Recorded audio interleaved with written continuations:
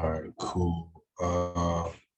What's going on, everybody? Welcome to the webinar for how to remove bankruptcies. So in this webinar, kind of what I want to go over is the process for, correctly going about removing a bankruptcy, right? There's a lot of information out there about how to go about doing it, where to start, how to start. But this is my particular process. So first off, if you don't know, bankruptcies are different from other like negative items that might be on your credit report because they're public records, right? And these type of accounts, they're originated with the courts as opposed to being originated with like a financial institution, like a lender, credit card provider, a car dealer, bank, etc. Right? So that's what makes it a little bit more difficult sometimes to remove a bankruptcy or a public record as opposed to one of those type of accounts like a charge off, collections, updating late payments and stuff like that, right?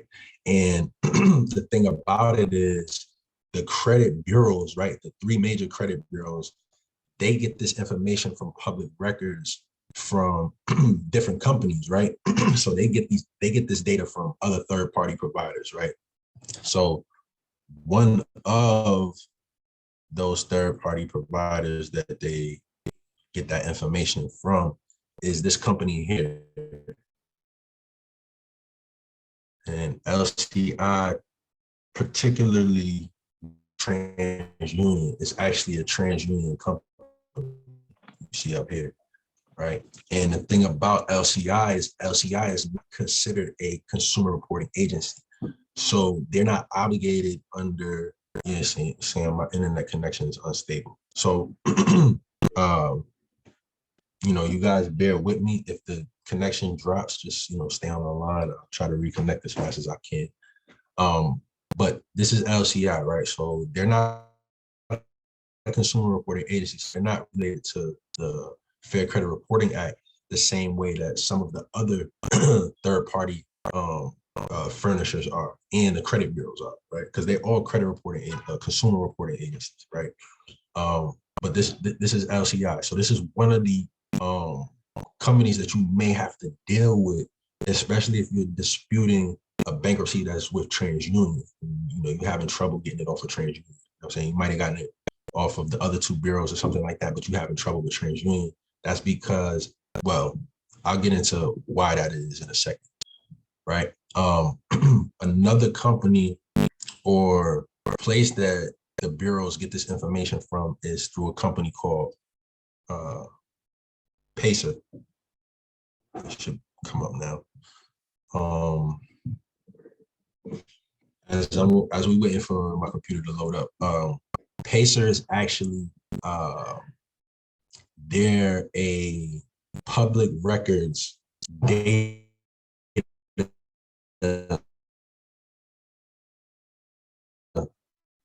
provider, tax lien, or anything that has to do with the court and something financial.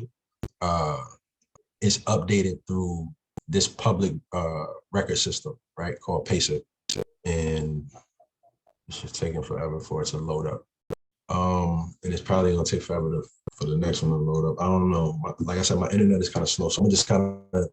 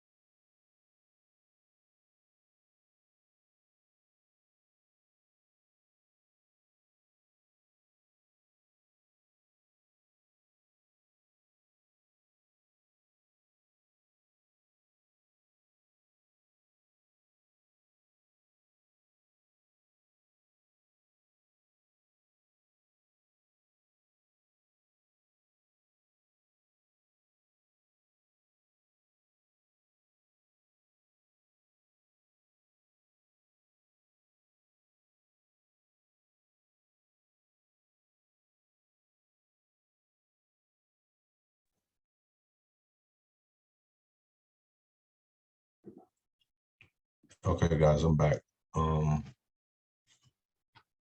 I hope the recording just stays the same. But let's see where was I? Okay, PACER, right? So PACER is this right here. Right? This is PACER, the public access to court electronic records. So anytime you file a bankruptcy with the courts, your information is updated through PACER. And one of the steps that you need in order to dispute your bankruptcy is you need an account with PACER. So you need to set up an account with them, because you need to pull your PACER record, right, for the bankruptcy, so you can get the actual case, the case number, you know what I'm saying? So you can look at it and compare the information between your PACER file and what you find either on LexisNexis or what's reported with LCI, right, which is the provider for TransUnion. So if you don't have an account with PACER and you haven't pulled your record from PACER, you need to do that, because the method that you use to dispute the bankruptcy, you need to have this information, right? So let's see.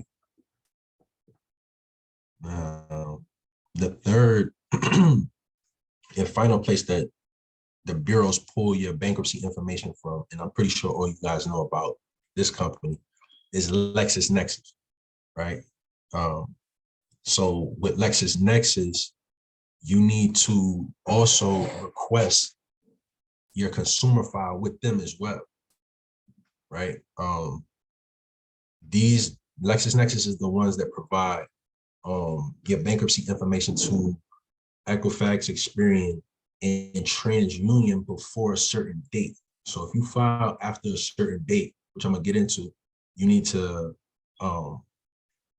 pull your file or get the information from LCI or start the dispute process with LCI, right? So again, this is LexisNexis. You need to pull your report from LexisNexis, because one of the steps is disputing with LexisNexis first, right? So again, when it comes to your bankruptcy on your credit report, though, one of the main things that you have to understand, and normally I go over the Fair Credit Report, the Fair Credit Reporting Act, which they kind of talk about right here on LexisNexis website. But under the Fair Credit Reporting Act, you want to use what's called the factual dispute method, right? The factual dispute method is where you're challenging the information that's on the consumer file. You know what I'm saying? So you're not asking them to prove that the bankruptcy is yours or prove that something is yours. No, what you're doing is you're challenging their procedures for maintaining accurate records on your credit report. You know what I'm saying? So that's the main thing that you have to focus on. You know what I'm saying? So focus on factual disputing, right? That means looking at your LexisNexis report, comparing that to what's on PACER, right? Because that's why you need PACER, because PACER is where these consumer reporting agencies are pulling the data from, right? Part of the method is asking the court for a letter stating that they don't provide or furnish that information to the credit bureaus, and they don't. And the place where they do get this information is from PACER. So you need your PACER account so you can pull that data and be able to compare it to the data that you find on your LexisNexis report and with LCI. All right, you understand that?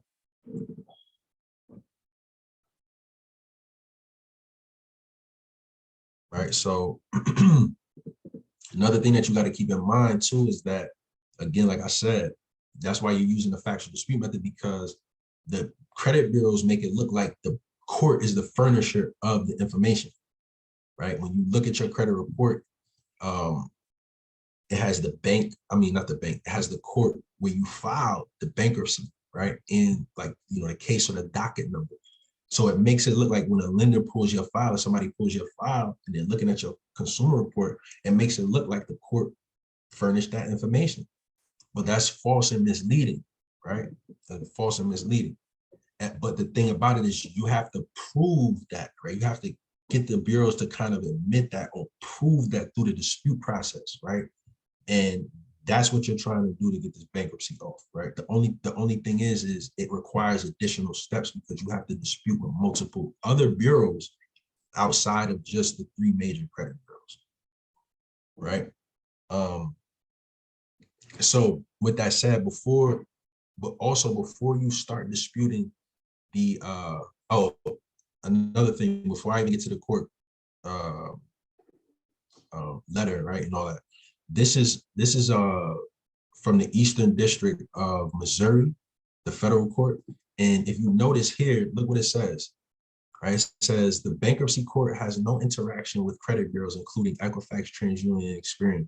The bankruptcy court does not report information regarding bankruptcy cases to credit bureaus and does not verify the accuracy of information regarding bankruptcy cases held by credit bureaus. Now, they do go on to say that the clerk of the bankruptcy court has a statutory obligation to maintain. So the sister who mentioned something about getting a letter from the bank, right? I mean, I keep saying bank, the court.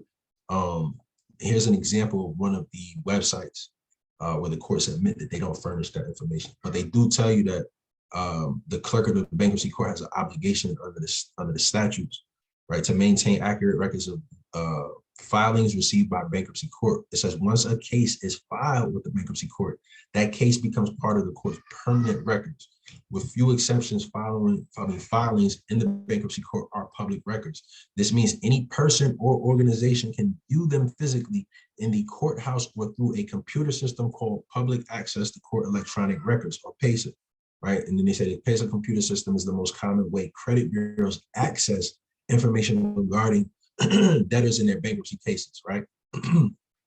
So what I will do is I will drop these in the chat for you guys. So this first link right here is to PACER. Make sure you copy it, save it somewhere where you can access it later, or if you have the option on your, your computer, you can save the actual chat, right? So that's PACER, right? Here's LCI, and we don't necessarily need this link. This is just more for informational purposes. That. And then here is the link for LexisNexis, right? And this link for LexisNexis is where you can request a copy of your consumer file with them. You can do it via mail, which I always suggest you doing via mail with certified receipt and a return slip, right, or certified slip in the return receipt. But you can also request it via phone or telephone, or you can request it via email. They also have the email, and they have the online instructions here. So if you click that link, you go there, you can do all of that there if you haven't done so already.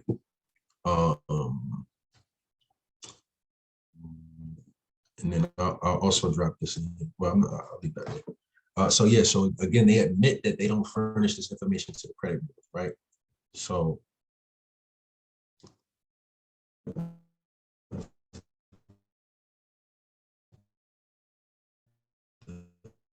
okay, so the first step, right, before you even start disputing any information with any of the major credit bureaus, you first want to remove any information, any personal information that's connected to the bankruptcy filing, right? So, you can't really remove your name or your social security number or any of that type of information, but the address, right? If you still staying at the address, or the address is on your consumer report where you filed the bankruptcy, you want to get that address removed, right? There's some ways that you can go about doing that.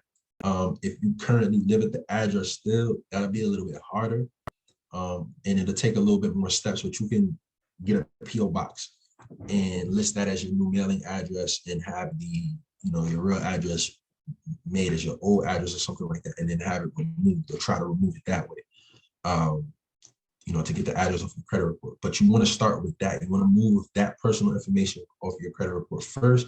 And also you want to dispute and remove any accounts that are attached to the bankruptcy. So any accounts that were included in the bankruptcy at that time, you want to remove, you want to dispute and have those accounts removed before you start disputing the bankruptcy. Because, just think about how you're going to dispute the bankruptcy, but you have accounts that are still on your credit report that's connected to the bankruptcy, right? You got an address on the credit report that's connected to the bankruptcy. You're making it a lot easier for the credit bureaus to verify the actual bankruptcy, right? Make it harder for yourself to get removed. So make sure you keep that in mind. So again, the first step is creating that PACER account, right? You want to create that account with PACER, and then you want to pull your LexisNexis report and compare the information that you find on one and the other, and then you want to put it in your dispute, right? And again, you want to request a copy of your LexisNexis report from LexisNexis, right? Then, like the sister said in the beginning, you want to contact the bank. I mean, I keep saying bank, the court where you filed the actual bankruptcy, right? And this is the letter that you can use to send to the court to actually request that information, right? So it's to send this letter to the court with a self-addressed prepaid stamped envelope. So make sure you attach the self-addressed stamped envelope, because if not, they won't have any real way to communicate back with you, because they're not going to pay to respond back to you. So you have to give them a means to do that, right? So this letter will be used in case any of the consumer reporting agencies respond to your dispute saying that they verified the information with the court. I'll put credit bureau with the court, right? So make sure you erase this section before you send this. But again, when you send a letter off, you just address it and requesting the information. You're just saying, I have a record from your court appearing on my credit report. I've disputed the item with the credit bureaus LexisNexis, LCI, Experian, Equifax, TransUnion. You don't have to list all of them. I just put them all up there for you guys. You can just list one if that's the case for you. And you say, and they have all confirmed that the information was verified by your officers. Now, this is in case when you start the dispute process, if one of the bureaus, if the bureaus do verify and say that the information was furnished by the courts, right? So you're just asking the court to please provide you with the procedures that they use to verify records with the credit bureaus. Thank you for your time and consideration. You want to keep it short, simple like that, because you don't want them to, mention the fact that they do use PACER or anything like that. You want to just let them respond and say, no, we don't. Just like the example I showed you right here, right? That pretty much say something similar to that. But that's what that letter would look like, right? So you want to send that off, and you can do that immediately, kind of, because you just so you have that letter in, kind of in, like your back pocket, just in case the bureaus, once you get to that point, if they do respond and say that, you already have it to attach, right? So once you get your report from LexisNexis, right? You want to go down to the section where you found the bankruptcy. I mean, where the bankruptcy is, and it's listed, get the case number if you don't already have it, where they verified it. And then what you're gonna do is, when you put that letter together, this is what, okay, hold on, I'm sorry, I didn't drop the court letter. So that's the letter to the court. This is the letter that you're gonna send to LexisNexis, right? So when you first dispute with LexisNexis, right, you're gonna send this letter once you pulled your PACER account and found any inaccuracies reporting between the two, right? Whatever you find, you will use that as a dispute reason to challenge the account. Again, delete this section before you send it. Let me just drop this in there. I forget. And again, in this letter, what you're doing is you're just letting them know that you recently pulled your consumer file with them and notice the following misinformation reporting with the bankruptcy record, right? So you're gonna list the bankruptcy, the name or the court, and then the case number, and then you're gonna detail exactly what you found that is inaccurately reporting on your LexisNexis report and what you see in your PACER account file. So so again, this is like the factual dispute method that you would use with the bureaus, but look for any incorrect dates filings, names, docket numbers, any piece of information that may be inaccurate that you find, you want to dispute it, right? And you can kind of use this script here,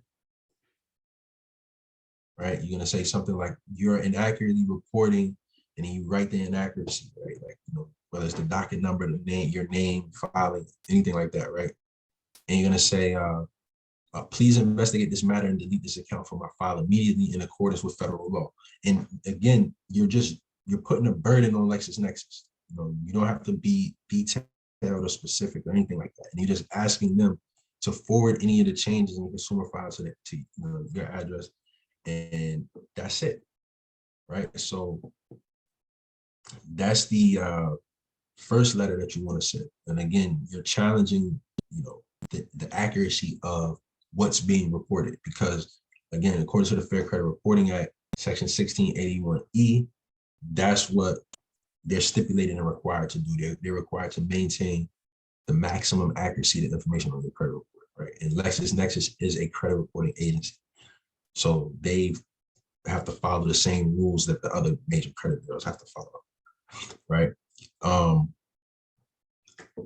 So again, you're going to send this to LexisNexis, and you're going to start the dispute process with them. Now, at the same time, you can be disputing that personal information or any of the accounts that may be included on a bankruptcy with the major credit bureaus. All right, because again, you're going to have to wait for your response and stuff like that, right? Now, hopefully, after that first try, that first round, you get the deletion, right? That's in the perfect world. That's what will happen. However, if it doesn't, and LexisNexis verifies, my computer was a little slow, so bear with me again, guys. If LexisNexis verifies, that's the letter for this is this letter. So this is the third letter I've dropped, but this is the second dispute letter for LexisNexis, right? So you got the court letter, you got your first dispute letter for LexisNexis, and this is the second one, in case they verify it, right? So this is the LexisNexis bankruptcy dispute letter 2.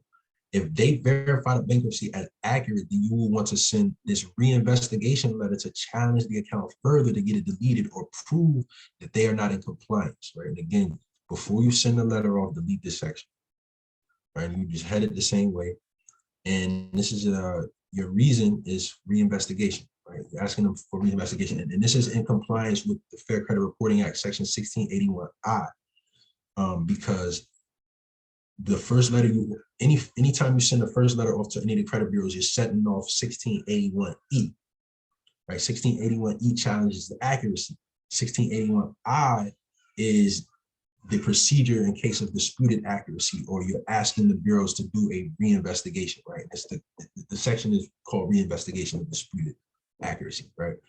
So this second letter sets off that. And what you're doing is you're just saying, again, this is my second time disputing my consumer file with your company regarding misinformation reporting with my bankruptcy record. Excuse me, don't put my, with the bankruptcy record, right? It says, the last time I disputed this account, you verified the information is accurate. I would like you to perform a reinvestigation into the matter because I have reason to believe that the source is unreliable.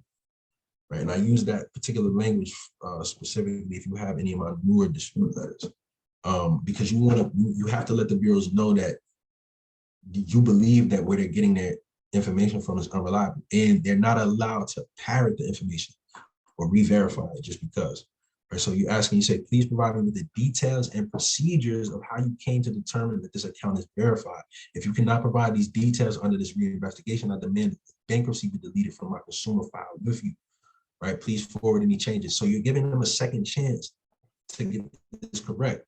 Right now, hopefully at this point they'll delete it. If not, you can either move to the CFPB complaint process, right? And I'm not sure if anybody is familiar with the CFPB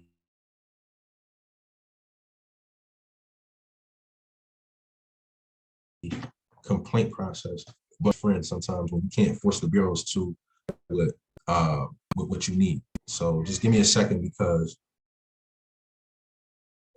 my computer is running a little slow again.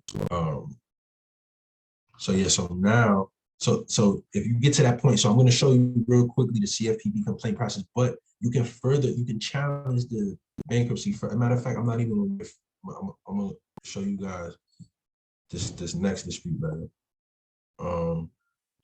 So now, if they verified again, right? Again, you can move to the CFPB complaint process, which I'll get into, and I will drop the link for the CFPB in here as well.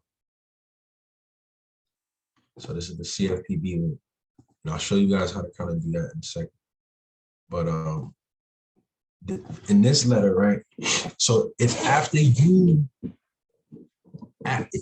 set off 1681I for the first time, right? Where you're asking them to reinvestigate the matter and provide you with the details of the procedure, right? This is if they come back and they say, okay,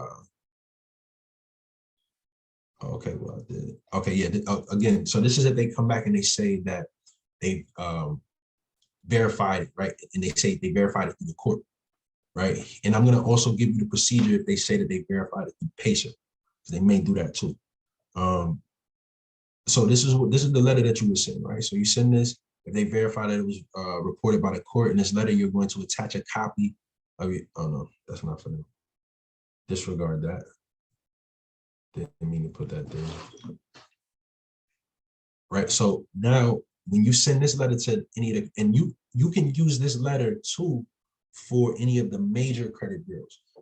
In the example that I'm giving, you kind of want to use it for LexisNexis, right? So we're talking about LexisNexis if they re-verified again. But if at any time disputing with the major credit bureaus after you've gotten it deleted from LCI and LexisNexis, you can also use this letter too if any of the major credit bureaus try to say that they verified it through the courts, right? But what you're doing is you're saying, you kind of change a little bit of this language right here. But with LexisNexis, you basically be saying, this is my third attempt at correcting inaccurate information that your agency is reporting on my consumer file. On this date, I disputed a bankruptcy for the case number with your agency and you verified the account is accurate. On this date, I requested your method of and procedure of verification and with whom you responded that the account was verified through the court, right? I contacted the court that you mentioned and they assured me that they do not verify bankruptcies for you. Attached is their letter stating such a claim. This is clearly misleading and inaccurate information that is still reporting on my file, that is damaging my character and ability to receive financing. Please reinvestigate this matter and delete this item off my consumer file, or are we forced to file a complaint with the CFPB, right? So now you kind of put a little bit more pressure on it. But this is that letter.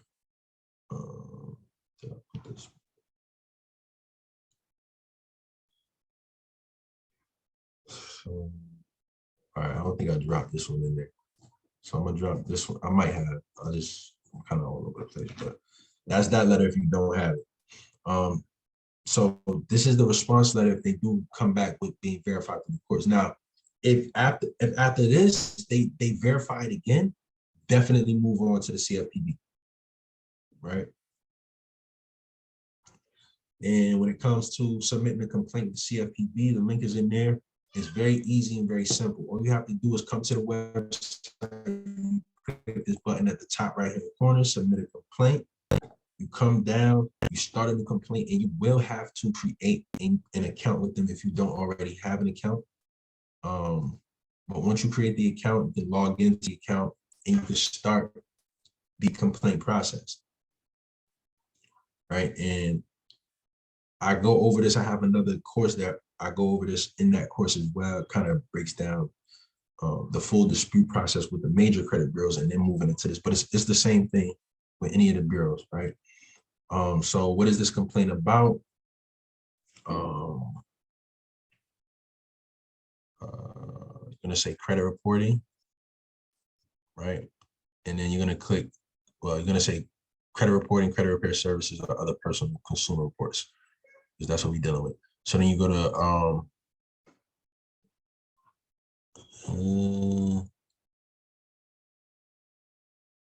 okay, gonna go to credit reporting,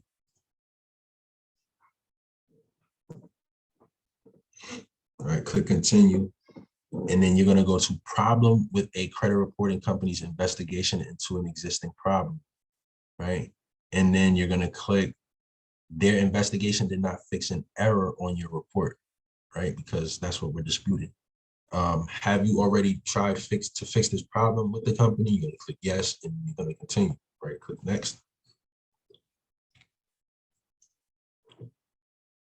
And then here is where you're going to detail, right, including the dates and times and the actions that were taken by you and, you know, whatever credit reporting agency you're dealing with. You're going to record all that in this section. So you're going to say, on this particular date, I disputed a bankruptcy that was on my credit report with LexisNexis. They verified the account. I redisputed the account, asking for their method and procedures. They stated that, and on this date, they responded stating that it was verified through whoever. On this date, I reached out to, you know, this person or this company, the court, PACER, whoever it is. They responded by saying they don't. I disputed a third time with the agency, and they came back and verified it again. I'm now coming to you to rectify the matter, blah, blah, blah, blah, right? So, you know, just for the sake of this, I'll just put disputed credit report. And then you're going to click, I want the CFPB to publish this description on consumerfinance.gov. Always put that, because again, that puts more pressure on it, right? What will be a fair resolution to the issue? You know, just going to put, you know, be more detailed than that, but you just put, you know, I want this account deleted off of my consumer file with blah, blah, blah company in accordance with federal law. And then down here, you're going to attach all of your dispute letters, all of your certified mail slips, your return receipts, everything that you have regarding the dispute process that's going to support your claim. The more information that you're able to submit and put in is more beneficial for your case to get the account removed. So make sure that you put everything, you know, you put everything in there, right? Now, the next thing you want to do is you then want to move on to this start. So once you've gone through this process and you've gotten the account removed from LexisNexis and LCI. All right, so let me deal with LCI real quick before I move on to the major credit bureau. So with LCI, what you can do with them is you want to use the same procedure that you use with LexisNexis in the court. Right. So instead of writing LCI, what you want to do is you want to send them an email. And again, you know, the link is in the chat. And this is the letter that you want to send, or this is the email that you want to send to LCI. So you want to get their email address off their website, send them something like this. You're basically going to use their response the same way that you use the court response, right? And you're just saying the same thing. I have a record from your court, excuse me, from your company. Right, appearing on my credit report, I've disputed the item with the credit bureaus and they have confirmed the information was verified by your company. Please provide me with the procedure that you use to verify records with the credit bureaus. Thank you for your time and consideration. Right, so again, they're going to respond in whatever fashion that they respond. You're going to use that letter to, or you're going to use that response to try to get it removed from TransUnion, because this is who TransUnion deals with. Right, so after that, so after you've gotten the bankruptcy removed from those third-party bureaus, now you want to move on to the major credit bureaus, right? Because this is who they're furnishing the information from, right? So you basically kind of cut them at the knees by getting it removed first from the other bureaus. So what you want to do in this letter, right? And let me drop this in there now. In this letter, what you want to do is you want to again, use this letter to send to each of the credit bureaus once you've gotten the bankruptcy removed from LexisNexis and LCI. And below, I give examples of dispute reasons that you can use in this letter, right? Choose the best for your situation. And remember to, again, delete this. before you send it off. So the reason you're sending this off is for inaccurate or unverified reporting. So what you can say is like something like, I recently pulled my consumer file with your company and noticed that you were reporting a bankruptcy that is either unverifiable or reporting an error, right? So if you're able to get the account removed from those other bureaus, you want to use the fact that it's unverifiable, right? Now you can, you like find a dispute reason or something like that. Normally with a bankruptcy, when it's reporting with the major bureaus, is something like the docket number or the fact that it's reporting, from the court, right? So again, you just want to put the bankruptcy name, the case number, and you just asking them to please verify this account, or you're letting them know that this account is inaccurately being reported as furnished by the court when it's not, right? This is false and misleading. Please investigate and delete this account if it cannot be verified, or you say for inaccurate reporting, right? So this is the first letter that you're going to send off to the credit bureaus. And you're just asking them to verify it or whatever. Hopefully, at this point, now that it's off, they have, enough of a hard time like trying to verify it with the other bureaus that they deleted, right? And like I said, you want to make sure that there's no other accounts that are attached to the bankruptcy that are still on your credit report. So dispute those first two before you move on to this step and update your personal information. Now, if they don't remove the account after that, you want to send the bureaus a round two dispute letter, right, or a second dispute letter, right? And again, I gave you guys the third dispute letter that you can use for any of the bureaus. So, if after this letter they verify, use that dispute letter 3 that I dropped in here, right? But in this letter, again, you're asking now, so if the TransUnion, Equifax, Experian, they verified after that first dispute, now you're setting off 1681I, the reinvestigation. So you reinvestigate in the disputed matter, right? So you're saying, I'm writing your agency this second time regarding the following disputed matter. On this date, I disputed a bankruptcy, put the case number listed on my consumer file with your company, and you verified it is accurate. I'm requesting a reinvestigation into this matter and your procedures for verifying such an item. How did you come to verify this account and with whom? If you cannot provide the details under this reinvestigation, I demand that this bankruptcy be deleted from my consumer file with you. Simple, right?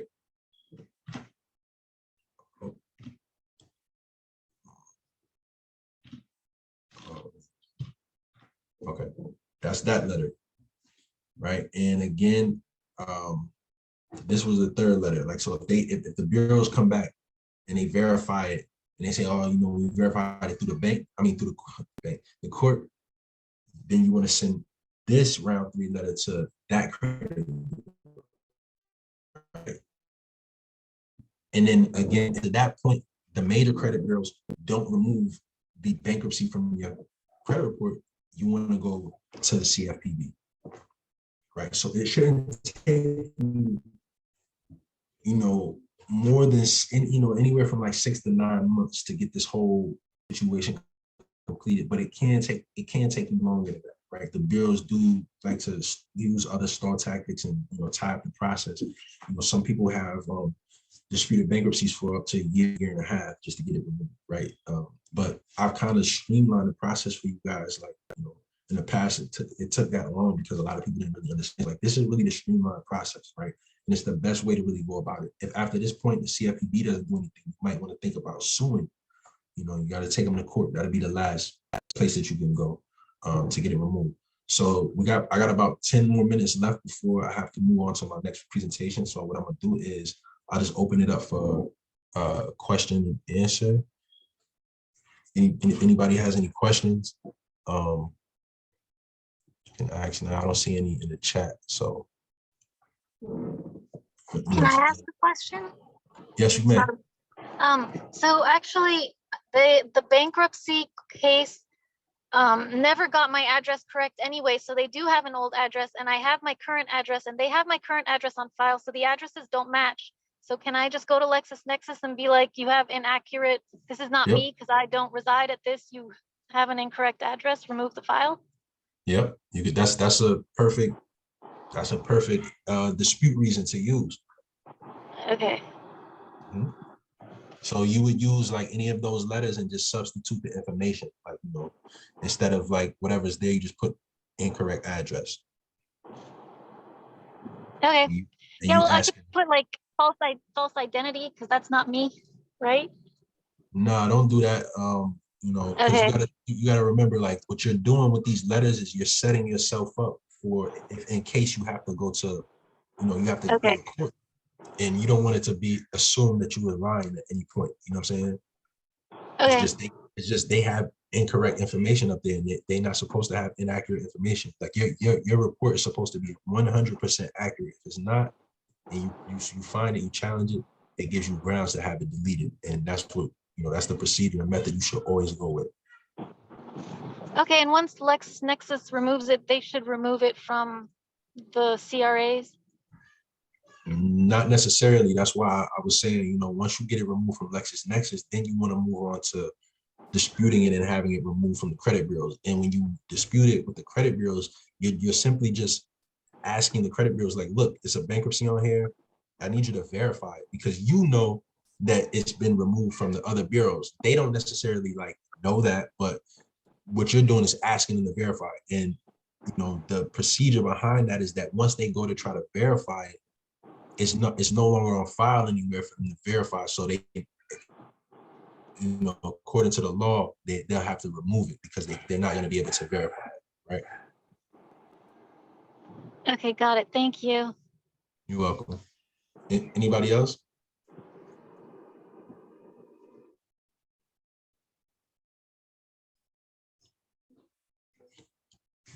That must have been a really good presentation. I must have covered everything for you guys. Like, no questions.